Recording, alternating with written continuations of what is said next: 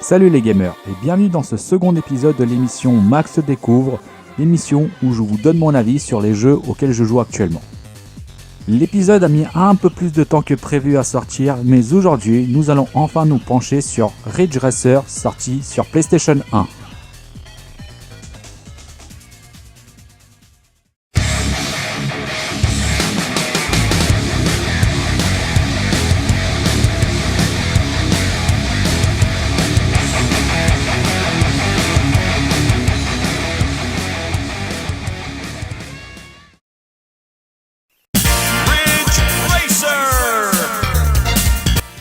Ridge Racer est un jeu vidéo de course en 3D développé et édité par Namco, sorti en 1994 sur PlayStation 1. Il s'agit d'une adaptation du jeu d'arcade sorti l'année précédente sur le système 22, et tout comme l'était Super Mario 64 pour la Nintendo 64, Ridge Racer est l'un des jeux qui ont accompagné le lancement de la PlayStation 1.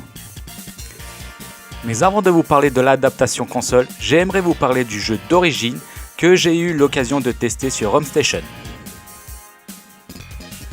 À sa sortie en 1993, le jeu de Namco constitue une petite révolution dans le domaine de jeux de course en 3D temps réel. Non pas par son système de jeu, mais plutôt par ses graphismes et ses textures qui sont révolutionnaires pour l'époque, avec des animations variées et des décors qui varient durant votre parcours. Le système de jeu est simple. Une seule voiture pilotable en vue subjective afin de maximiser la sensation de vitesse. Malheureusement, pas de multijoueur, un seul circuit divisé en 2 tracés et en 4 modes. Des virages serrés qui reposent sur d'impressionnants dérapages et il n'y a aucune gestion ni de dégâts, ni du carburant, ni des pneus qui s'usent durant votre course, ni rien d'autre pouvant altérer votre expérience de jeu. Une partie de Ridge Racer coûtait 2 jetons et une fois cela inséré, vous avez eu le choix entre 4 modes de jeu. Novice et intermédiaire pour le premier tracé, avancé et TT. Alors TT c'est pour Time Trial qui est un face-à-face contre un véhicule unique. Et ces 2 derniers modes de jeu empruntent un second parcours qui est plus long avec une piste et des virages plus serrés.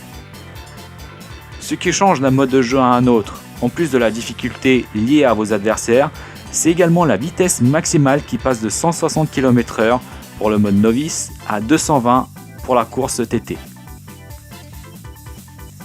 Alors je tiens à préciser quand même que je n'ai pas une grande expérience de l'arcade, surtout au niveau des jeux de course, je pense que j'en ai fait aucun dans ma vie, mais pour moi, lorsqu'on insère des jetons dans une machine, je m'attends à jouer jusqu'à perdre toutes mes vies ou jusqu'à un éventuel game over lorsque je perds un combat ou une course.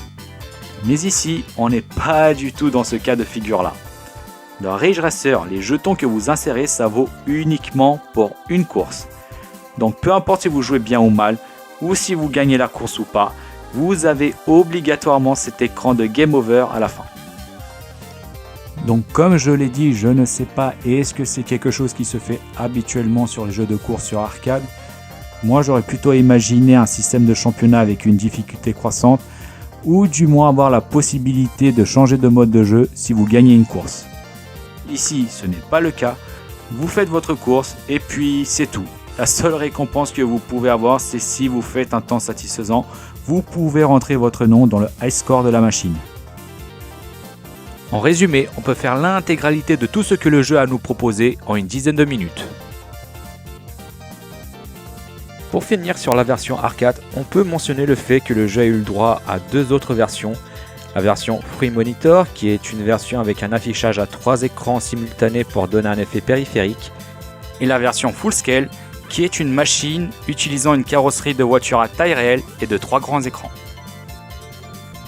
Voilà pour la version arcade, et je n'irai pas plus loin dans son analyse car comme je l'ai dit tout à l'heure, j'ai testé le jeu sur émulateur, et peut-être qu'un jour je reviendrai dessus si j'ai l'occasion de tester la machine d'origine. Mais pour le moment, je m'arrête ici. Maintenant, revenons à nos moutons. La version PlayStation reprend le concept de la version arcade, c'est-à-dire la course unique avec les 4 modes de jeu. Comme la majorité des jeux de course, celui-ci ne possède aucun scénario. On peut donc passer directement à la partie test. Je ne vais donc pas faire traîner le suspense et vous donner directement la note que je lui attribue.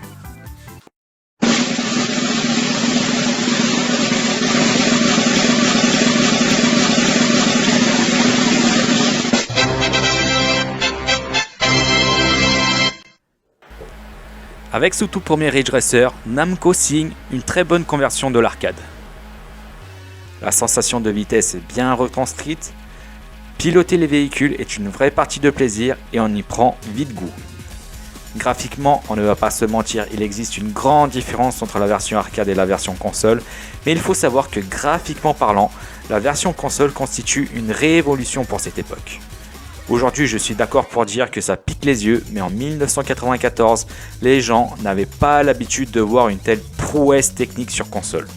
Que ce soit au niveau de la beauté, avec les qualités de texture et les effets de lumière, et au niveau de la fluidité, car nous avons une bonne sensation de vitesse sans aucun ralentissement. La prise en main est très rapide, avec peu d'entraînement, on parvient à manipuler notre véhicule, surtout au niveau des dérapages. D'ailleurs, une petite information qui n'est pas très connue, c'est que pour améliorer votre niveau de jeu, Namco a sorti le Neck-Con, qui est une manette conçue spécialement pour ce jeu. La preuve en est, dans la notice de Ridge Racer, vous avez toute une partie consacrée spécialement à la manipulation de cette manette. Ce Neck-Con, je l'ai commandé pour le tester et honnêtement, bof. La spécificité de cette manette, c'est que pour tourner avec votre véhicule, vous devez pivoter la manette. Soi-disant, ça donne un meilleur contrôle du véhicule, surtout au niveau des dérapages. Mais perso, je n'en suis pas convaincu plus que ça. Peut-être que je n'ai pas joué assez longtemps pour l'apprécier à sa juste valeur. Je ferai un autre test avec un autre jeu de course, mais pour le moment, je privilégie la manette classique. Comme dans la version arcade, nous n'avons aucune gestion des dégâts. Taper dans les murs ou rentrer dans les autres voitures vont vous faire ralentir, mais cela n'affecte en rien les capacités de votre véhicule. Les musiques sont elles aussi reprises de la version arcade et elles collent super bien avec la nervosité de la course. D'ailleurs, mention spéciale à la musique numéro 4, Rotterdam Nation, qui est ma favorite.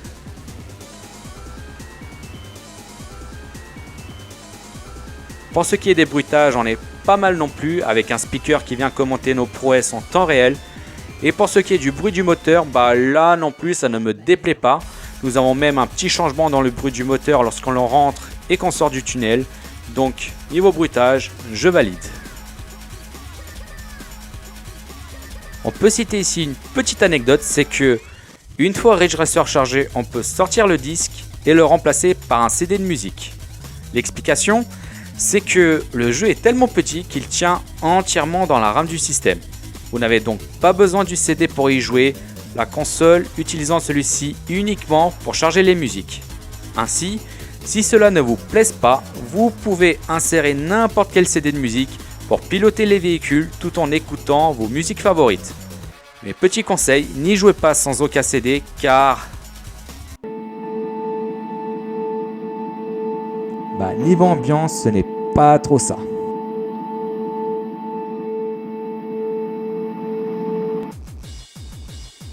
Mais ce qu'il faut souligner, c'est que nous avons également des rajouts qui sont propres à cette version console.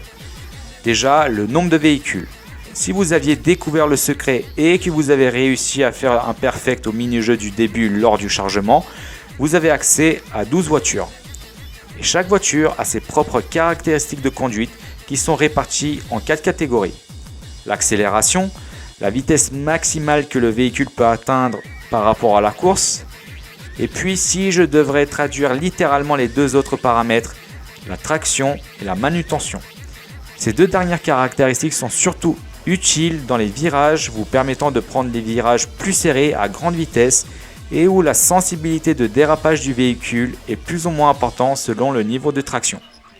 C'est la raison pour laquelle ma voiture de prédilection est la RT Ryukyu qui a ces deux paramètres poussés à leur maximum. Deuxième ajout dans cette version, le nombre de modes de jeu. Contrairement à la version arcade qui en avait que 4, ici nous en avons 8. En effet, après avoir terminé le jeu et battu la RT Yellow dans la course TT, vous débloquez les courses extra qui sont des courses sur le même circuit mais dans le sens inverse. Ce n'est certes pas quelque chose d'extraordinaire, mais pour la durée de vie, c'est mieux que rien. Surtout que le niveau de difficulté augmente durant ces courses, de façon à ce que finir le jeu est vraiment un challenge. Par exemple, pour remporter la course extra du niveau avancé, il faut vraiment faire une course à la limite de la perfection pour prétendre à la première place. Et un autre élément gameplay à souligner, une fois la course TT remportée pour la première fois, en plus des courses extra, vous débloquez également la possibilité de faire la course contre la 13 Racing, qui est le 13e véhicule du jeu, qui a toutes ses stats poussées au maximum et qui est débloquable uniquement en remportant la course contre celle-ci. Mais perso, je ne suis pas trop fan de cette voiture. Certes, question vitesse, il n'y a pas photo, on voit clairement la différence avec les autres véhicules. Mais justement à cause de la vitesse, il est compliqué de bien gérer les virages sans une perte drastique de la vitesse. D'ailleurs, petit détail à signaler ici, c'est que cette voiture est littéralement imbattable dans le jeu. Elle est tellement plus rapide que tous les autres véhicules du jeu qu'il est impossible de la rattraper une fois qu'elle vous a dépassé.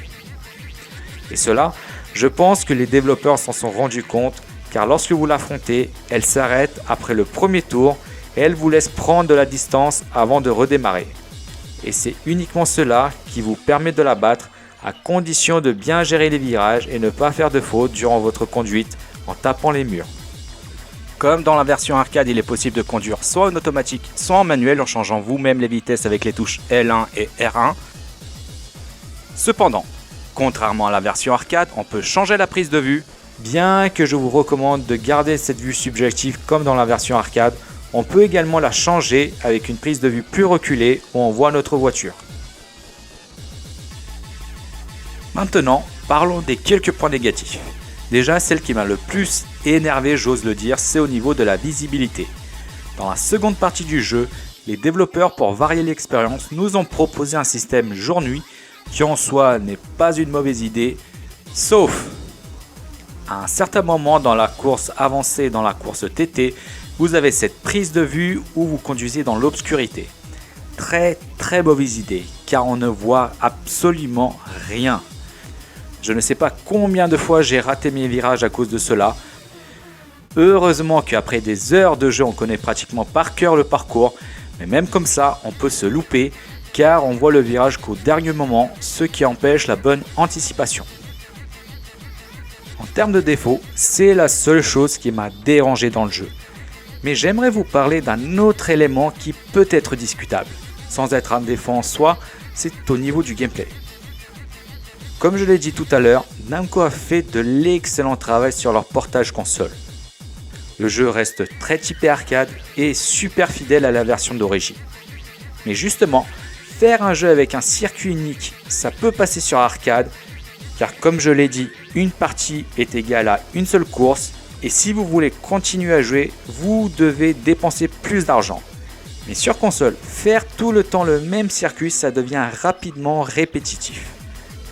Certes, le niveau de difficulté est assez poussé pour tenir plusieurs heures, surtout pour les jeunes joueurs, mais le jeu est nettement moins punitif que sur arcade, surtout avec l'option Reset qui vous permet de recommencer la course si vous faites un mauvais départ.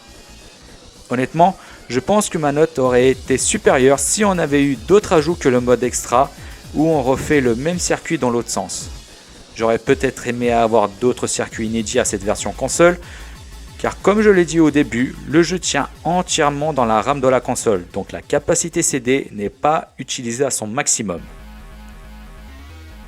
Et pour en faire un vrai jeu de console, pourquoi ils n'ont pas rajouté un mode multijoueur? Alors, pour les puristes, je sais que le multijoueur est possible dans ce jeu, je n'ai jamais testé, mais il paraît qu'il est possible de jouer à deux en reliant deux consoles avec le câble Link, ce qui nous oblige d'avoir deux consoles et deux télés. Les gars, la console dispose de deux ports manettes, pourquoi vous vous êtes compliqué la vie? Pourquoi n'avoir pas intégré le multijoueur directement dans le CD? C'est dommage car avec ce petit détail, j'aurais également pu rajouter 1 ou 2 points sur ma note. Mais bon, comme je l'ai dit, c'est plus une observation que je fais et non pas un défaut en soi, car encore une fois, il faut se remettre dans les conditions de l'époque. Le support CD vient juste de faire son entrée dans le monde du jeu vidéo et les différents développeurs ne connaissent pas suffisamment bien ce support pour en profiter un maximum. Et pendant qu'on est dans les observations, j'aimerais signaler quelque chose par rapport à l'interface du jeu. Comme vous pouvez le voir, celui-ci est assez riche avec le chrono, les différents records, les différentes vitesses, le compte-tours en bas à droite. Et bien que cette interface est riche, cela ne gêne pas la bonne lisibilité lors de la conduite.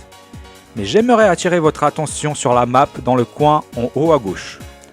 Comme vous pouvez le voir, celui-ci affiche uniquement votre emplacement et celui de la RT Yellow qui est votre principal adversaire durant tout le jeu. En soi, dans une grande partie du jeu, pourquoi pas?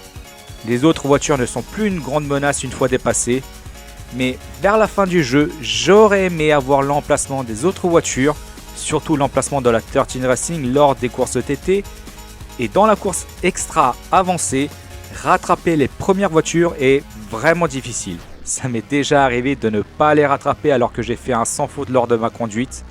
Donc, connaître leur emplacement pourrait me permettre de savoir est-ce que c'est utile de continuer après avoir tapé malencontreusement contre un mur, ou si au contraire, je devrais par avance faire un reset.